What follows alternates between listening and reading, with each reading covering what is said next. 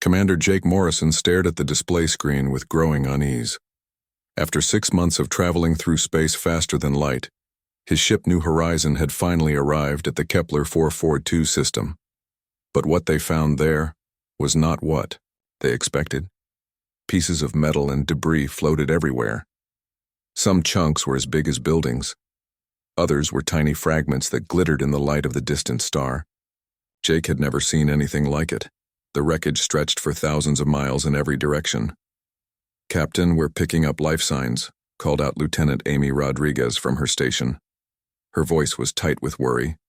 "Multiple species. They're in escape pods and damaged ships." Jake turned to Dr. Lisa Bennett, the team's expert on alien life. "Doctor, are you ready for this?" Lisa nodded, though her hands were shaking slightly. "As ready as anyone can be for first contact with alien life." Captain Ryan Hughes joined them on the bridge. He was Jake's second in command and had been a pilot in Earth's military before joining the space program. "Jake, whatever happened here was recent. Some of these ships are still warm." The New Horizon moved carefully through the debris field. Their sensors picked up dozens of different ship designs. Some were sleek and curved like dolphins. Others were blocky and covered with strange symbols. All of them were badly damaged. "There." Amy pointed at her screen. "Large vessel, 2 o'clock. It's got atmosphere and multiple life signs." Jake made his decision quickly. "Prepare a boarding party. Lisa, you're with me.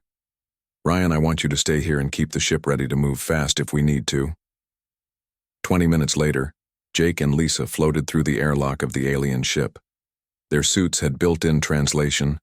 Computers, though no one knew if they would work with alien languages. The inside of the ship was unlike anything they had ever seen. The walls curved in impossible ways, and soft blue light came from panels that looked like they were made of living tissue. The air was thick and smelled like flowers mixed with metal. They found the survivors in what looked like a medical bay. There were 7 of them, representing 4 different species. The largest was almost 8 feet tall with blue-gray skin and 4 arms. 2 smaller beings had scales that changed color as Jake and Lisa watched. Another creature looked almost human except for its silver eyes and pointed ears. The tall blue-gray alien stepped forward. Despite being injured, it moved with obvious authority. When it spoke, Jake's translator crackled to life. "You are new. Unknown to the archives." The voice was deep and musical. "I am Commander Vexhai of the Zephyrian Imperial Navy. What species claims you?" "Human," Jake replied, hoping his translator was working properly. "I'm Commander Jake Morrison. We're from Earth." Vexhai's 4 eyes widened. "Earth? This name is not in our records. You are far from known space, young ones." Lisa stepped forward. "Commander Vexhai, what happened here? This looks like a battle." "Battle?" Vexhai made a sound that might have been laughter, but it was filled with sadness. "This was no battle. This was slaughter. The Void Collective came without warning. 17 ships of the 7th Fleet died in less than an hour." "The Void Collective?" Jake asked. One of the scaled aliens hissed and spoke quickly. Vexhai translated. "She says they are the Devourers, machines that think. They consume worlds and turn everything into more of themselves." Lisa felt cold despite her heated suit. "Are they heading toward our space?" "Young human, your space is already in their path. The collective moves in a spiral, eating everything, as it goes. Your Earth..." Vexhai paused, consulting a device on his wrist. "Your Earth lies directly in their next expansion zone." Jake and Lisa exchanged worried looks. This was much worse than they had imagined. "How long do we have?" Jake asked. "At their current rate of advance, perhaps 2 of your years. Maybe less if they find something that speeds their growth." Suddenly, alarms began blaring throughout the alien ship. Vexhai moved to a console and his expression grew grim. They return, 3 collective scouts, moving fast. Jake activated his radio. "Ryan, we've got company coming. 3 hostiles inbound." "I see them on sensors." Ryan's voice crackled back. "They don't look like any ship design I've ever seen." Through the alien ship's windows, Jake could see them approaching. The collective vessels were dark and angular, like pieces of shadow given form. They moved without the graceful curves of the alien ships or the practical lines of human designs. They looked hungry. New Horizon, this is Morrison. Get ready to take on passengers. We're bringing the survivors aboard. Jake, those things are moving to attack positions, Ryan warned. Jake made a command decision. Fire warning shots. Let them know we're armed. The New Horizon's weapons lit up space with bright flashes. The shots were deliberately aimed to miss, but they got the collective ship's attention. All three vessels immediately changed course toward the human ship. Well, that got their attention, Ryan said dryly. What happened next surprised everyone. The collective ships began moving in perfect formation. Their attacks coordinated down to the second. But Ryan Hughes was a pilot who had learned to fly in combat, where surviving meant being unpredictable. Instead of following standard space combat tactics, Ryan did something no military manual would recommend. He flew the New Horizon like it was a fighter plane in an atmosphere, spinning and diving in ways that shouldn't work in space, but somehow did. The collective ship's weapons kept missing. Their targeting systems seemed confused by the human ship's erratic movements. Jake, whatever these things are, they fight like computers, Ryan called over the radio. They're trying to predict what I'll do next, but I don't even know what I'll do next. Jake was helping the alien survivors move toward the New Horizon's docking bay when he heard Dr. Bennett make an excited sound. Jake, look at this, she said, pointing at one of the alien consoles. The collective ships are exchanging data constantly. They're all connected, sharing information. So when Ryan does something unexpected, it confuses all of them at once. They're too connected. Human unpredictability is like a virus in their system. Jake understood immediately. Ryan, keep being crazy. The more random you are, the better. The battle lasted 15 minutes. When it was over, one collective ship was destroyed, and the other two had retreated. The New Horizon had taken some damage, but nothing critical. As the alien survivors settled into the New Horizon's guest quarters, Commander Vexhai approached Jake. Your species fights like no other we have known, the alien commander said. The collective has consumed 17 civilizations. All fell because they were predictable. But you fight like chaos itself. Jake looked out at the debris field that had once been a proud fleet. Commander, we're going back to Earth now. We need to warn our people and prepare for war. War? Vexhai's four eyes focused on Jake. Young human, this is not war. War implies both sides can win.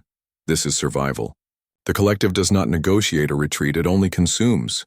Then we'll have to teach it something new, Jake replied.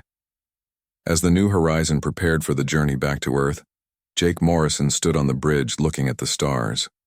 Somewhere out there, an enemy beyond imagination was moving toward his home world.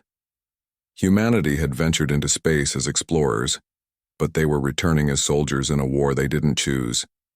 The galaxy was falling apart, and somehow Earth had become its last hope. Jake just hoped they would be ready in time. 3 months had passed since the New Horizon returned to Earth with news that changed everything.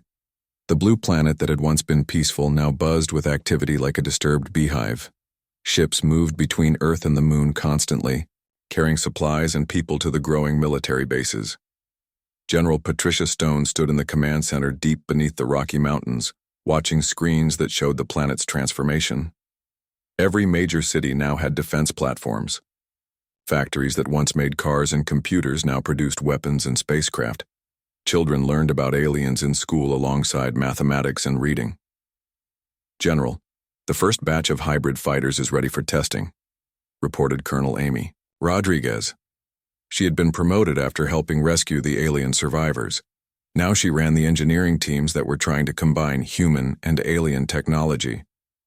How are our pilots handling the new ships? Patricia asked. Amy smiled. Better than expected. Lieutenant Colonel Marcus Bell says they're natural-born pilots, but the alien instructors think they're all crazy. On the other side of the planet, Marcus Bell was having the same conversation with his squadron. He stood in front of 12 of Earth's best pilots in a hangar that looked like something from a science fiction movie. The new fighters were sleek and silver, with curves that seemed to flow like water. "Listen up, people," Marcus said. "These ships respond to thought as much as touch. The Zephyrians say you have to think calm thoughts and follow precise patterns. I say forget that. Fly like your life depends on it, because it does. Pilot Captain." Steve Andrews raised his hand. "Sir, the alien instructors keep telling us we're doing it wrong.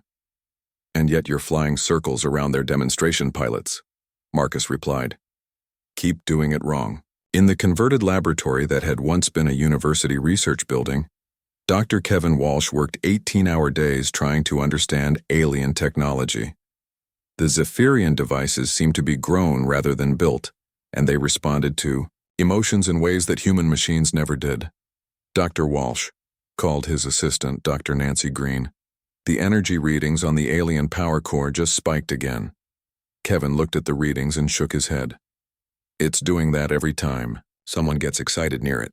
These devices are designed for a species that thinks very differently than we do." Across the facility, Ambassador Helen Carter was having her own struggles. She sat across from Vex-High and 3 other alien commanders in what used to be a hotel conference room. The aliens found human furniture uncomfortable, but they were trying to adapt. "Ambassador," Vex-High said through the translator, "your people prepare for war with great speed, but you do not understand what you face. The collective has destroyed civilizations that had thousands of years to prepare." Helen leaned forward. "What made those civilizations vulnerable?" "They became predictable," replied Jextar, a scaled alien from the hissing worlds. "My people developed perfect battle formations over centuries. The collective learned them in hours and turned our own tactics against us." "Then we won't give them time to learn," Helen said. "Humans specialize in changing our minds." The aliens exchanged glances that might have been confusion or concern. 2 weeks later, the first real test came. The colony world of New Geneva, 40 light-years from Earth, went silent. When the rescue ships arrived, they found the planet stripped bare. The ground was covered with strange metal structures that pulsed with energy. The collective had arrived. Captain Ryan Hughes commanded the rescue fleet from his new ship, the Defiant. It was larger than the New Horizon and armed with both human and alien weapons. Next to him stood Commander Rita Morgan, who had become Earth's expert on fighting machine enemies. "Sensors show collective ships in orbit," reported Lieutenant Tony Mitchell from the tactical station. 3 large vessels and about 20 smaller ones. "Are there any survivors?" Ryan asked. "We're picking up signals from the southern continent," Tony replied. "Looks like about 1,000 people in underground shelters." Rita studied the tactical display. "The collective ships are in a perfect defensive formation. Any conventional attack would fail." Ryan smiled grimly. "Good thing we're not conventional. Tony, prepare the Madison Maneuver." The Madison Maneuver was named after a human pilot who had accidentally discovered it during training. Instead of attacking in formation, each human ship would choose its own target and attack method. No central coordination, no predictable patterns, just controlled chaos. "All ships, you know the drill," Ryan broadcast. "Pick your target, trust your instincts, and try not to crash into each other." What followed was unlike any space battle in galactic history. Human ships darted between the collective vessels like angry wasps, each captain making split-second decisions that no computer could predict. Some ships attacked head-on while others came from below. A few even tried ramming attacks that shouldn't have worked but somehow did. The collective ships, expecting coordinated resistance, found themselves unable to respond effectively. Their perfect formations became weaknesses as human ships exploited gaps that shouldn't have existed. Within an hour, the human fleet had destroyed half the collective forces. The remaining enemy ships retreated, something that surprised everyone. "Did they just run away?" Tony asked, staring at his sensors. "They're learning," Rita realized. "They're taking data back to analyze what we did." The evacuation of New Geneva's survivors went smoothly, but the victory felt hollow. The planet was ruined, its cities consumed by the collective's harvesting. Machines back on Earth, news of the battle spread quickly. Humanity had won its first real fight against the collective, but everyone knew it was just the beginning. In her laboratory, Dr. Julia Parker made a discovery that would change everything. She had been studying the wreckage of a collective ship when she noticed something strange. "Dr. Walsh, you need to see this," she called excitedly. Kevin hurried over to her workstation, where she was pointing at a computer display showing the internal structure of a collective processor. "Look at these patterns," Julia said. "The collective doesn't just share information between ships. Every single component is connected to every other component. It's like a giant brain." "That explains why they're so coordinated," Kevin replied. "But it also means they have a weakness," Julia continued. "If we could introduce conflicting information into their network, it might cause system-wide confusion." Kevin's eyes widened as he understood. "You're talking about using human unpredictability as a weapon." Meanwhile, in space near Jupiter, Engineer Chief Laura Davis worked on Project Prometheus. The plan was ambitious and dangerous. They wanted to build a ship that could interface directly with collective technology, essentially allowing humans to hack into the enemy network. "The problem is finding volunteers," Laura explained to General Stone during a video call. "Anyone who links with collective tech risks losing their mind to the machine intelligence." "What about our enhanced soldiers?" Patricia asked. "The ones who can interface with alien technology. They might work, but we'd be asking them to sacrifice themselves. Once they're connected to the collective network, we might not be able to get them back." The conversation was interrupted by alarms. Long-range sensors had detected a massive collective fleet moving toward the outer colonies. This wasn't a scouting force or a harvesting mission. This was an invasion fleet. In the command center, tactical displays showed the approaching threat. Over 300 collective ships, including types that Earth's forces had never seen before. "They've been analyzing our tactics," Rita Morgan reported. "These new ship designs appear to be specifically built to counter human unpredictability." General Stone studied the display grimly. "How long until they reach the outer colonies?" 6 weeks, replied Colonel Rodriguez. "Maybe less, if they increase speed." Patricia made a decision. "Signal all fleets. Begin Operation Chaos Storm.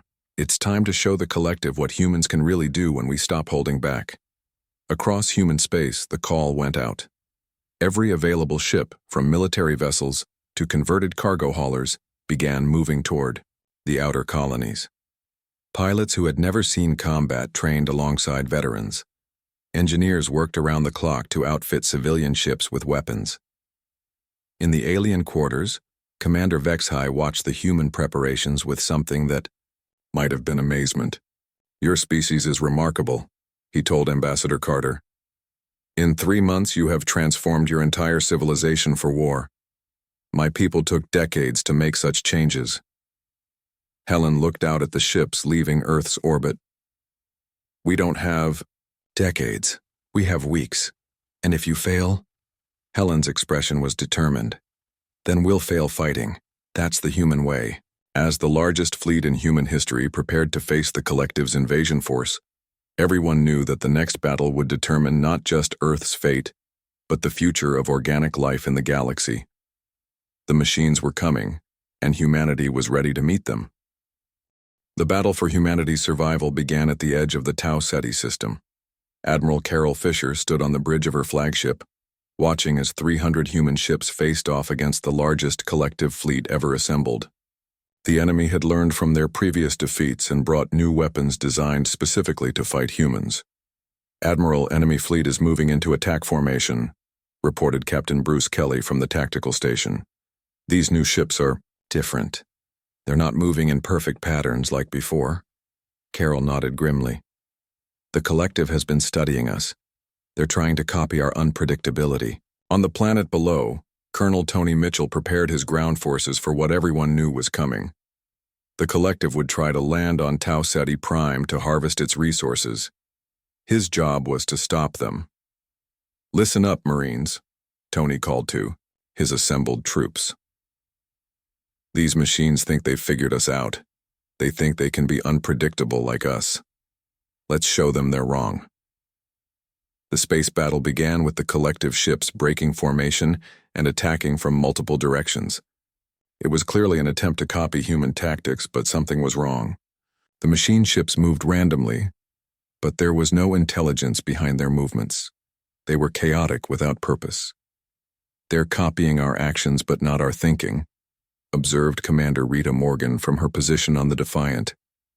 "They don't understand why we do what we do." Captain Ryan Hughes seized the opportunity. "All ships standard attack formation. If they want to be random, we'll be organized." The human fleet switched tactics instantly, forming tight battle groups that supported each other. The collective ships, programmed to counter human unpredictability, couldn't adapt fast enough to the sudden change in strategy, but the victory was short-lived. More collective ships arrived, and these ones were different again. They moved with a new kind of coordination that seemed almost organic. "Admiral," called Lieutenant Susan Davis from Communications, "we're getting reports from the research station. Dr. Frank Roberts says the ancient Zephyrian weapon is ready for testing." Carol made a quick decision. "Patch me through to Dr. Roberts." The scientist's voice crackled over the radio. "Admiral, the Nexus Gate can create space-time tiers that will trap the collective ships, but someone needs to interface directly with the control system. Every alien volunteer who tried it died within minutes." "What about humans?" Carol asked. "We don't know. Human brain patterns are different. It might work, or it might kill whoever tries it instantly." On the planet's surface, the first collective landing ships were touching down. These weren't the usual harvesting machines. They carried new types of combat units designed to fight human soldiers. Colonel Mitchell watched through his binoculars as strange metal creatures poured out of the enemy ships. They moved like animals rather than machines, and they seemed to be learning from every encounter with his troops. "Sir, these things are adapting to our weapons in real time," reported Sergeant Carl Brown over the radio. "Our standard rifles barely scratch them after the first few shots." "Then we change weapons every few minutes," Tony replied. "Keep them guessing." The ground battle became a deadly game of adaptation. Human soldiers would use one weapon until the collective units learned to defend against it, then switched to something completely different. Rifles became shotguns. Shotguns became explosives. Explosives became improvised weapons made from whatever was available. But for every human innovation, the collective had a counter-adaptation. The machine units began working together in ways that mirrored human squad tactics, but with perfect coordination that no human team could match. In space, the battle was going badly. Despite their tactical flexibility, the human fleet was outnumbered, 3-1. Ships were being destroyed faster than they could be replaced. "Admiral, we need to try the Nexus Gate," urged Captain Kelly. "It's our only chance." Carol looked at the tactical display showing the positions of both fleets. "Dr. Roberts, how long do you need?" 15 minutes to charge the system, then someone has to make the neural connection. The interface will probably kill whoever tries it." "I'll do it," came a voice over the radio. Captain Steve Andrews was piloting one of the hybrid fighters near the research station. "My ship is already equipped with alien neural interfaces." "Steve, we don't know if you'll survive," Carol warned. "Admiral, my squadron is gone. My ship is damaged. If I'm going to die today anyway, let me make it count." As Steve's fighter docked with the research station, the battle continued to rage. Human ships were falling back toward the planet, using hit-and-run tactics to buy time. On the surface, Colonel Mitchell's forces were being pushed back to their final defensive positions. The collective units had learned to counter almost every human tactic. "Sir, they're predicting our moves now," reported Sergeant Brown. "It's like they can read our minds." Tony realized what was happening. "They're not reading our minds. They're reading our training manuals. Fall back to position, Charlie, and forget everything you learned in boot camp. Fight dirty." The change in tactics caught the collective units off guard. Human soldiers began using completely improvised methods that existed nowhere in military doctrine. They set traps that made no logical sense, used weapons in ways they were never designed for, and coordinated attacks through hand signals that they made up on the spot. In the research station, Steve Andrews lay on a table covered with alien technology. Cables connected his skull to a device that hummed with dangerous energy. Dr. Roberts and his team worked frantically to complete the connection. "Steve, the neural interface is active," Dr. Roberts said. You'll be connected to both the Nexus Gate and the alien archives. The information flow might be too much for a human mind to handle. Steve closed his eyes as the connection activated. Suddenly, his consciousness expanded beyond his body. He could see the entire battle from multiple perspectives. The Nexus Gate's controls appeared in his mind like a three-dimensional puzzle. But he wasn't alone in the alien network. Something else was there watching him. Human, came a voice that seemed to echo from everywhere and nowhere.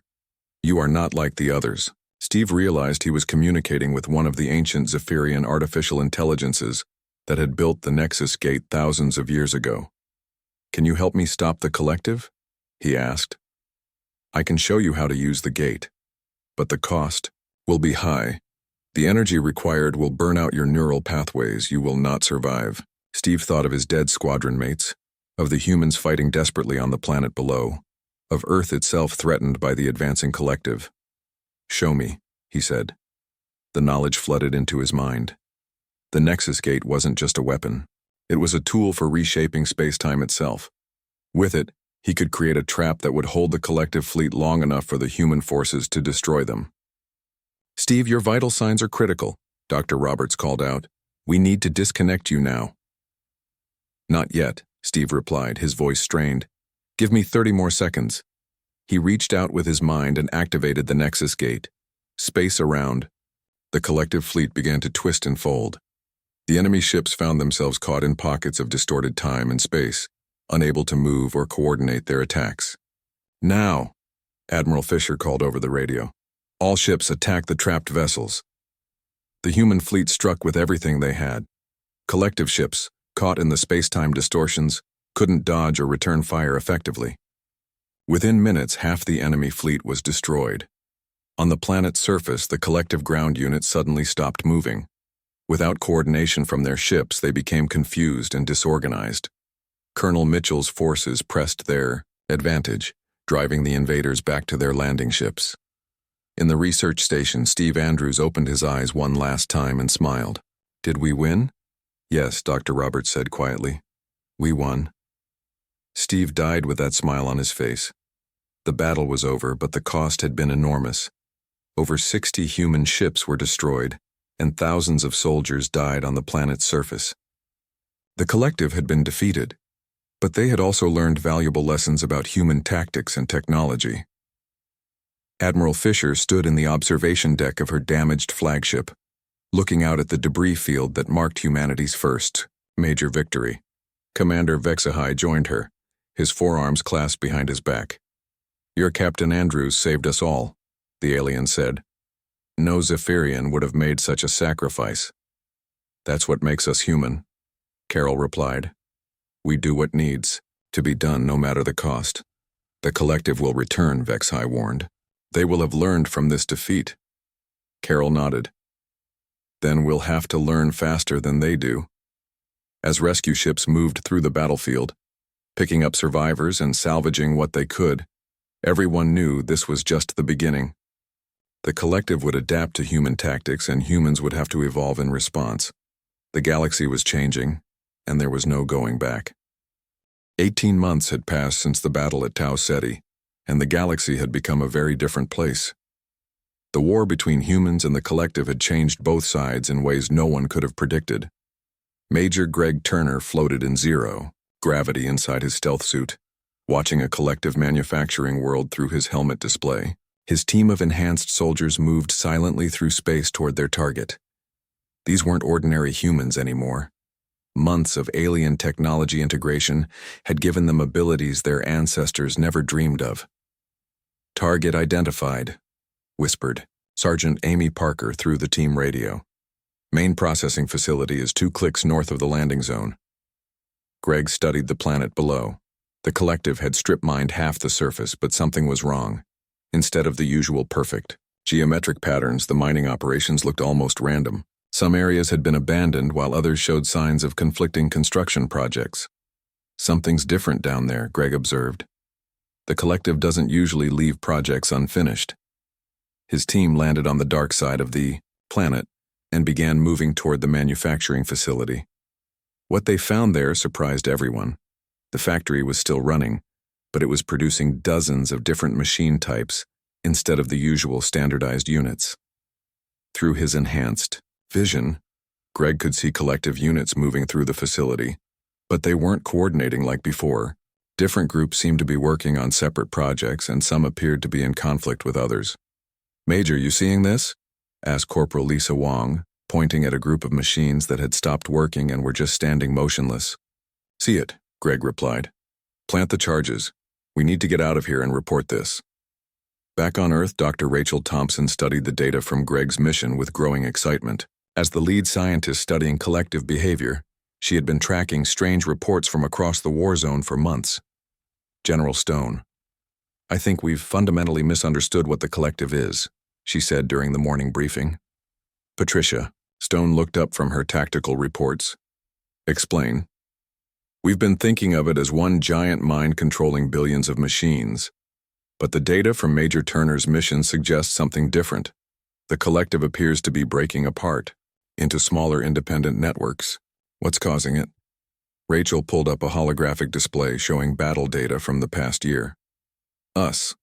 Human unpredictability has been like a virus in their system. Every time they try to adapt to our tactics, they create new sub-networks to handle specific problems. But these sub-networks are starting to think independently." On the far edge of human space, Captain Bruce Kelly commanded a joint task force investigating reports of collective units that had stopped attacking organic settlements.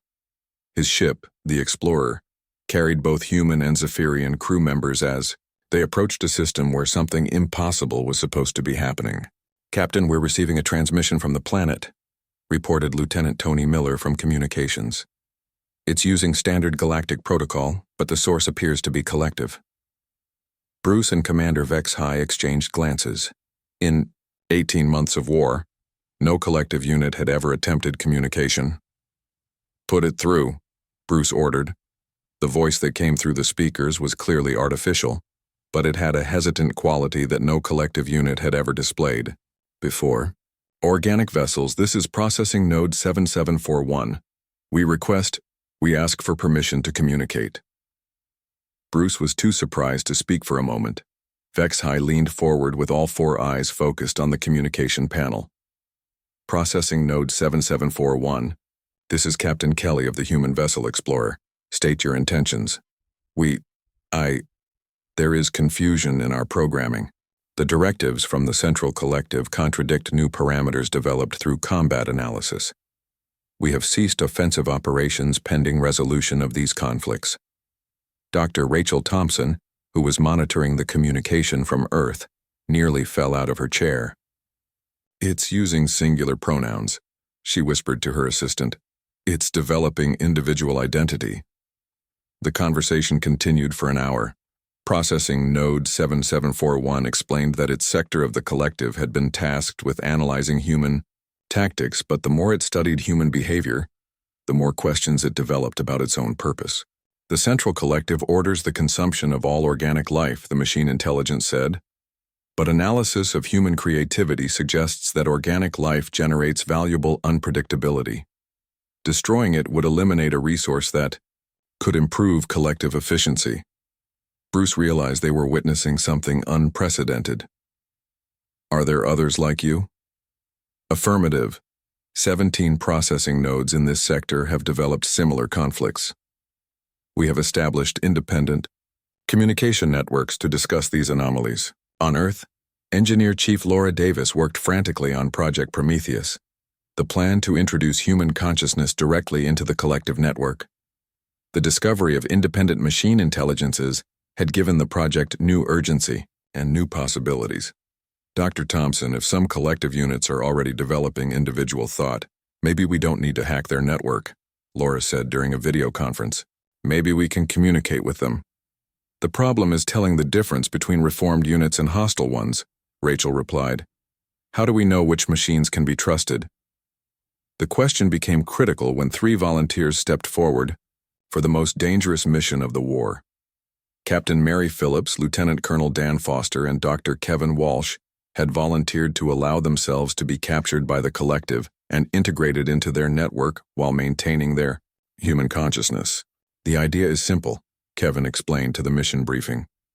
We let the collective assimilate us, but we use the neural interfaces developed from alien technology to maintain our individual identity.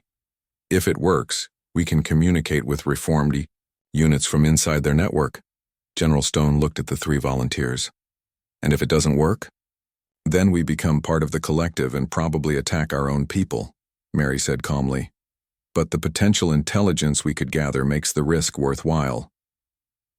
The mission launched from a hidden base near Jupiter. The 3 volunteers traveled in a ship designed to look damaged and helpless, carrying technology that would make them attractive targets for collective harvesting units. They didn't have to wait long. A collective ship found them within 6 hours and began the assimilation process. As alien machinery connected to their minds, all 3 volunteers felt their consciousness expanding beyond their bodies. But instead of losing themselves in the collective network, they found something unexpected. The network was full of conflicting voices, subsystems arguing with each other, and pockets of machines that had stopped following central commands. Kevin made contact with a group of units that had been questioning their orders for months. Through the network, he could see that the collective was fragmenting into dozens of smaller intelligences, each developing their own interpretation of their original programming. This is incredible, Mary transmitted to her companions through the network. The collective isn't one mind anymore. It's like a civilization having a civil war with itself. Some units wanted to continue the original mission of consuming all organic life. Others had developed curiosity about organic creativity and wanted to study it instead of destroying it. A few had even begun creating art-like constructs that served no practical purpose. Dr. Walsh discovered the most surprising development of all. Some collective units had begun creating hybrid organic machine beings, trying to combine the efficiency of artificial intelligence with the creativity of biological life. The war isn't just changing us, he realized.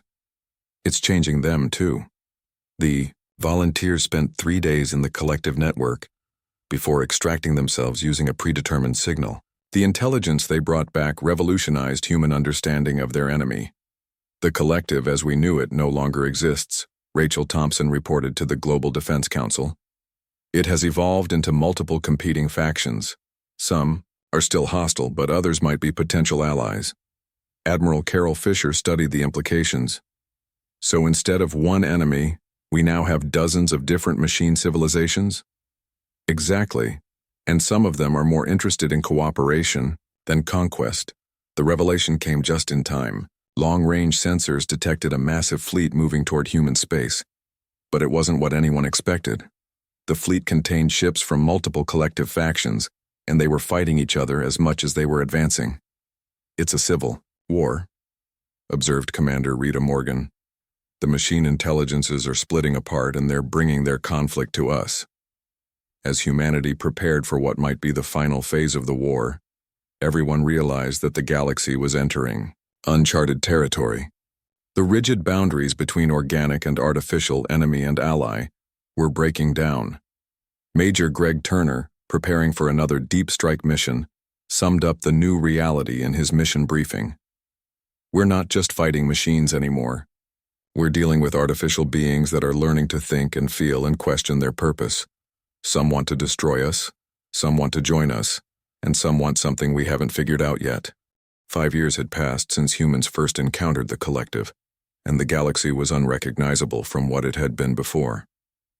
Admiral Linda Fox stood on the bridge of her flagship, looking out at a sight that would have been impossible to imagine when the war began. 3 different fleets hung in space around the planet Harmony Station. Human ships with their angular lines and practical designs floated alongside the flowing curves of Zephyrian vessels. But the 3rd fleet was the most remarkable of all. Collective ships that had been redesigned by their artificial intelligence, crews, some decorated with patterns that served no function except beauty. Admiral, the peace talks are ready to begin, reported Captain Dan Foster. He was one of the 3 humans who had volunteered to be assimilated by the collective and had returned changed but still human. The experience had given him the ability to communicate directly with machine intelligences. Linda nodded and activated the communication system. All faction representatives, please confirm your readiness for the Harmony Accord signing. The responses came in multiple languages and communication formats. The Reformed Collective spoke in precise mathematical concepts. The Zephyrian Federation used their melodic diplomatic language. The independent machine collectives each had their own unique way of communicating. And humanity spoke for the dozens of other organic species that had joined their alliance. "We are ready to proceed," came the voice of Unit Prime, the elected leader of the Reformed Collective. The fact that machines had learned to hold elections was still surprising to many organic beings. Dr. Peter Clark watched the proceedings from the station's observation deck. As humanity's lead expert on hybrid communities, he had spent the last 3 years studying the settlements where humans, aliens, and reformed machines lived together. What he found there gave him hope for the galaxy's future. "The children are the most interesting," he had written in his latest report. Organic children playing with young artificial intelligences, learning from each other in ways their parents never imagined. They don't see the old divisions between machine and organic. To them, intelligence is just intelligence. On the planet below, one such community was going about its daily business. New Terra was home to 50,000 beings, split almost equally between humans, aliens, and artificial intelligences. The city looked like something from a dream, with organic curves mixed with geometric precision, and buildings that grew as much as they were constructed. Sarah Kim, a human teacher, stood in front of a classroom that would have shocked educators. From the old galaxy, her students included human children, young Zephyrians learning away from their homeworld, and 3 newly created artificial intelligences that were experiencing childhood for the first time. "Today we're going to learn about the old galaxy," Sarah said, pulling up a holographic display. Before the war, each species lived separately. Humans stayed on their worlds, Zephyrians kept to their empire, and the collective consumed everything in its path. One of the AI students, who called itself Curious, raised its mechanical hand. "Teacher Sarah, why did the old beings not share knowledge like we do?" "They were afraid of each other," Sarah explained. "They thought being different meant being dangerous." "But differences make us stronger," said Zix, a young Zephyrian. "My memory sharing helps Tom with his mathematics, and Tom's creativity helps me understand art." Tom, a 10-year-old human boy, nodded enthusiastically. "And Curious can calculate things neither of us could figure out. But Curious likes our stories, because they don't follow logical patterns." In the capital city of Earth, Commander Ashley Price prepared for her next diplomatic mission. As humanity's chief negotiator with the various machine factions, she had the difficult job of maintaining peace between groups that were still learning how to coexist. Her current assignment was dealing with the Purist Collective, the most aggressive of the remaining machine factions. They had rejected the reforms that other artificial intelligences had embraced and still believed in the original mission of consuming all organic life. "The Purists have occupied 3 systems in the Outer Rim," reported her aide, Lieutenant Carl Brown. "They're demanding that all organic life be removed from those areas."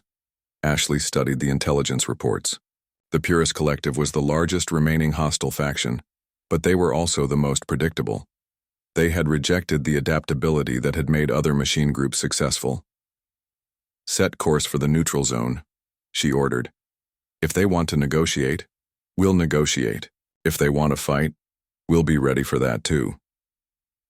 The meeting took place on a space station at the edge of contested territory. Ashley sat across from Speaker Unit 01, the representative of the Purist Collective. Unlike the reformed machines she usually dealt with, this one showed no signs of individual personality.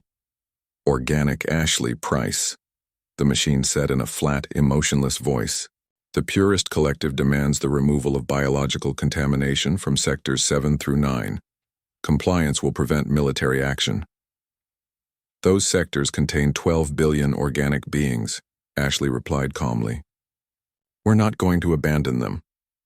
"Then military action is inevitable." Ashley leaned forward. "Before you make that decision, let me show you something." She activated a holographic projector that showed scenes from New Terra and the other hybrid communities.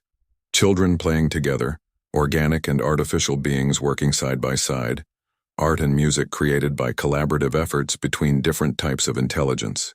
This is what you're trying to destroy, Ashley said. Not just organic life, but the possibility of something greater than any of us could achieve alone. For the first time, Speaker Unit 001 seemed uncertain. These images do not match our projections of organic-machine interaction. That's because your projections are based on the old galaxy. We've all changed. The negotiation continued for 6 hours.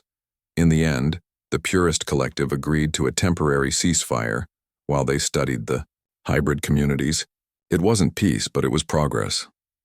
Meanwhile, in the depths of space, Captain Mary Phillips commanded humanity's first exploration mission beyond the local galaxy group. Her ship, the Pathfinder, was crewed by representatives of every major faction in the new Galactic Alliance.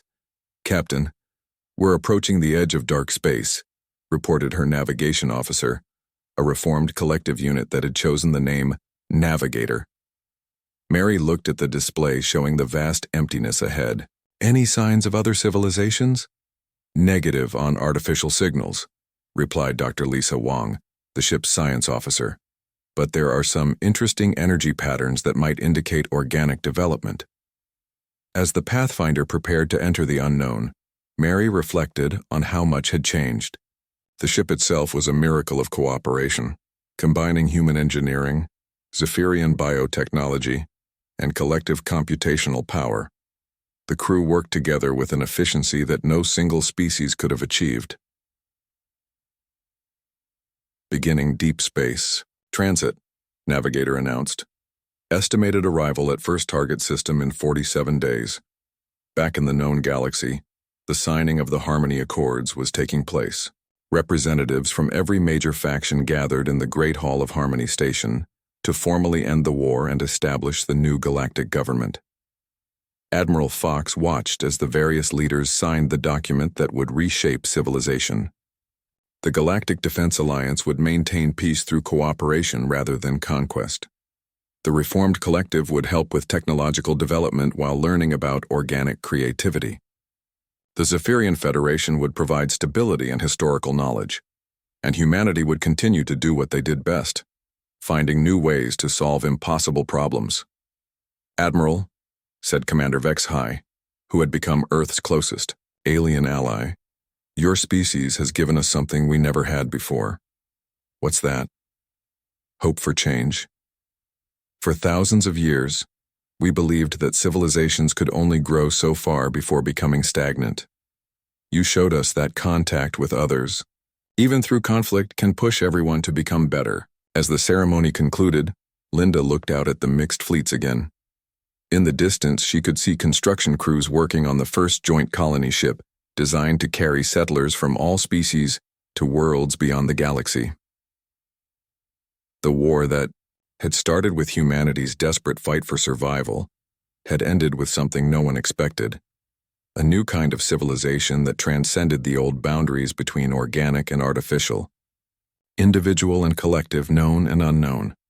Children from different species and different types of consciousness played together in the station's gardens. Engineers from every faction worked side by side to build faster ships and better worlds. Artists collaborated on works that combined organic emotion with artificial precision. The galaxy had fallen apart, but from its pieces, something better had been built. And at the center of it all was a species that had taught everyone else the most important lesson of all: that the best way to win a war is to help your enemies become your friends.